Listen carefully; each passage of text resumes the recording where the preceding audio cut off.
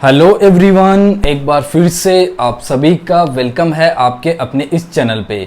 तो आज के इस वीडियो में हम लोग बात करेंगे कि आप एक अच्छी सेंट्रल यूनिवर्सिटी से अपना यूजी पीजी करते हैं तो आपको लगभग कितना यहाँ पर खर्चा आ जाता है, उसके बारे में हम लोग बात करेंगे इस वीडियो में। तो आप लोग वीडियो को पूरा वॉच करिए। चैनल पे नए हैं तो चैनल को सब्सक्राइब कर सकते हैं। यहाँ पर आपको CUET पीजी के रिगार्डिंग हर एक अपडेट देखने को मिलती है। अगर आप एक अच्छी सेंट्रल यूनिवर्सिटी के लिए ड्रीम देख रहे हैं तो आप इस वीडियो को पूरा वॉच कर सकते हैं एंड आप चैनल पे नए हैं तो सब्सक्राइब भी कर सकते हैं।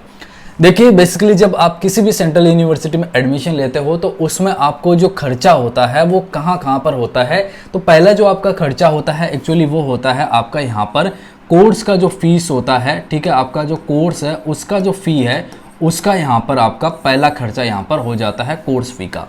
तो ये तो सभी स्टूडेंट को लगेगा, चाहे आप वीकर सेक्शन से हो या फिर नहीं हो, ये तो सबको ही लगेगा और सबके लिए यहाँ पर सेम जो फीस है वो ऑलमोस्ट में देखने को मिलती है।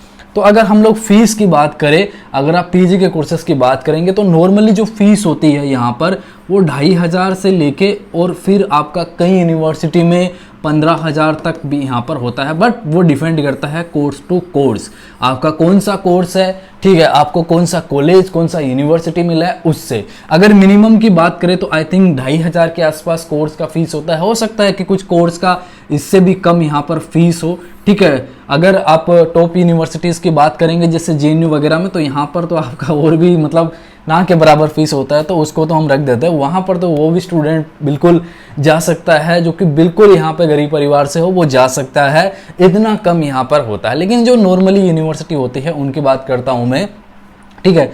ये जो 15,000 आप देख रहे हो ना, वो स्टेट जो यूनिवर्सिटीज़ होती है, ठीक है, वो भी आती है लेकिन उनकी फैसिलिटी बहुत अच्छी होती है, तो वहाँ पर आपको इतना फीस देखने को मिलता है। बाकी आप नॉर्मली बात करेंगे तो 2,500 2 से 2,500 रुपये आप मान के चलो कि कोर्स का फीस आपका लग जाएगा एक अच्छी यूनिवर्सिटी से आप अपना मास्टर कंप्लीट करना चाहते हैं तो। उसके बाद यहाँ पर आपका जो सेकेंड खर्चा यहाँ पर होता है, ये पहला आपका हो गया, ये तो आपको सबको देना पड़ेगा। और ये जो है अगर सेमेस्टर सिस्टम होता है तो यहाँ पर सेम सिस्टम के हिसाब से सेमेस्टर सिस्टम के हिसाब से ये जो है आपका चलता है। दूसरा यहाँ पर आता है आपका जो मेस बिल का है, मेस बिल जो आपका आता है उसके बारे में, यानी कि जो खाने का खर्चा है आपका, ठीक है, खाने पीने का जो खर्चा है उसकी बात करते हैं। तो ये जो है आपको यहाँ पर पे करना ही करना होता है। ये आपका जो है लगभग 2,000 से 3,000 के बीच आपका बैठता है। ये एक्चुअली चलता है आपका जो मार्केट में मतलब खाने पीने की चीज़ों का जो रेट चलता है उसके हिसाब से ऊपर नीचे होता रहता है। तो 2,500 से 3,500 भी आ सकता है, 2 से 3 भी आ सकता है। तो ये एवरेज आपका रहता है 2 से 3,000 रुपये के आसपास आपका जो है यहाँ पे मेस बिल आ जाता है। मतलब खाने का हर साल हर महीने जो आपका खाने का बिल आता है उसकी बात करता हूँ। जैसे अगर पर डे की भी बात करेंगे 50-60 रुपये या 40-50 रुपये आपकी थाली के हिसाब से बनता है, ठीक है। ये तो तब होगा जब आपको हॉस्टल मिलेगा। तो तीसरा पॉइंट मैं यहाँ पर ऐड करता हूँ हॉस्टल के, हालांकि मुझे सेकंड पे ऐड करना चाहिए था, बट अगर हम लोग हॉस्टल के लिए बात करेंगे इस यहाँ पे, तो हॉस्टल जो है वो मोस्टली यूनिवर्सिटीज़ में आपको मिल जाता है। बट जो कुछ यूनिवर्सिटी है वहाँ पे आपको हॉस्टल का जो फीस है वो ना के बराबर मिलता है। जैसे अगर आप लोग JNU के अंदर एडमिशन लेते हो या फिर आप लोग जो है BHU में एडमिशन लेते हो, यूनिवर्सिटी ऑफ हैदराबाद जो है उसमें एडमिशन लेते हो, तो यहाँ पर आपको जो हॉस्टल के फ़ी वगैरह होते हैं वो ना के बराबर आपको देखने को मिलता है। बट वहीं अगर आप ड्यू के लिए एडमिशन लेंगे, ठीक है, तो वहाँ पे आपको अच्छा खासा मिल जाएगा। हालांकि BHU में सबको हॉस्टल मिल पाना मुश्किल है और PG अगर आप बाहर लेके रहते हो तो वो आपका अलग खर्च आता है। लेकिन अगर आपको यहाँ पर एडमिशन मिल जाता है तो फिर भी आपको मैं मोटा माटी मान के चलता हूँ कि 1,000 से 1,500 रुपये आप मान के यहाँ पर चल सकते हैं। हालांकि कम ही होगा बट फिर भी मैं थोड़ा आपको एक्स्ट्रा ही बता रहा हूँ ताकि आप उस हिसाब से लेके यहाँ पर चले, ठीक है।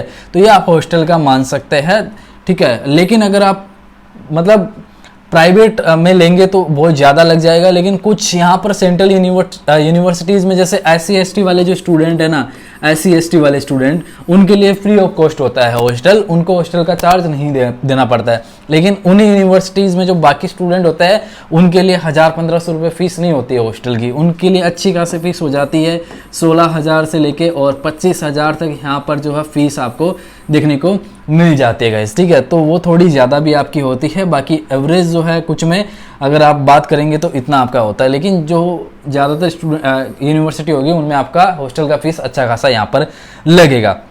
अब उसके बाद हम लोग अदर जो खर्चे हैं वो अब आप पे डिपेंड करते हैं। जैसे अगर आप दिल्ली जैसी मतलब दिल्ली जैसे शहर में रह रहे हो तो आपको बहुत ज़्यादा खर्चा यहाँ पे हो जाता है।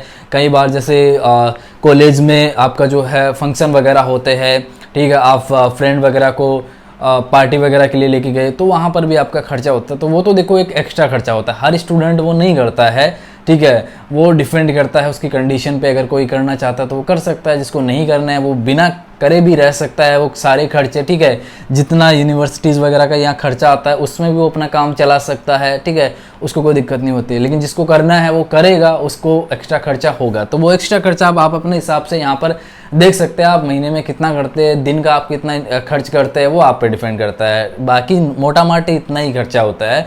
अब इसके अलावा जो SC ST वाले स्टूडेंट होते हैं उनको यहाँ पर स्कॉलरशिप मिल जाते हैं, हालांकि OBC वालों को भी मिलती है स्कॉलरशिप। इसके अलावा EWS वाले भी उसका बेनिफिट उठा लेते हैं, ठीक है। कुछ केसेस में जनरल वालों को भी यहाँ पर मिल जाती है। तो आपको फी भी जो है रिफंड भी मतलब हो जाती है, वो मतलब स्कॉलरशिप मिल जाती है। तो आपका मोटा माटी यहाँ पर खर्चा जो है वो वापस रिफंड हो जाता है, अगर आप एक तरीके से देखें तो आप अच्छी सेंट्रल यूनिवर्सिटी में एडमिशन ले सकते हैं। वहाँ आपको कम ही खर्चा लगेगा, वापस मिल जाएगा स्कॉलरशिप के तौर पे। जैसे अगर आप JNU वगैरह में एडमिशन लेते हैं तो वहाँ पे आपको बस मुझे लगता है कि मेस वगैरह का जो होता है ना वही आपको खर्चा आता है, बाकी मोटा माटी खर्चा आपका जो स्कॉलरशिप वगैरह मिलती है उससे आपका कवर हो जाता है गाइस। ओके, तो ये था एक वीडियो जिसमें हमने डिस्कस करा कि एक सेंट्रल यूनिवर्सिटी में पढ़ने पर लगभग कितना खर्चा आ जाता है। तो आप एवरेज यहाँ पर निकाल सकते हैं, यही है। अगर मैं बात करूँ तो लगभग आप मोटा माटी मानेंगे तो यहाँ पर महीने के 5,000 रुपये आप लेके चलो कि 5,000 रुपये हमें यहाँ पर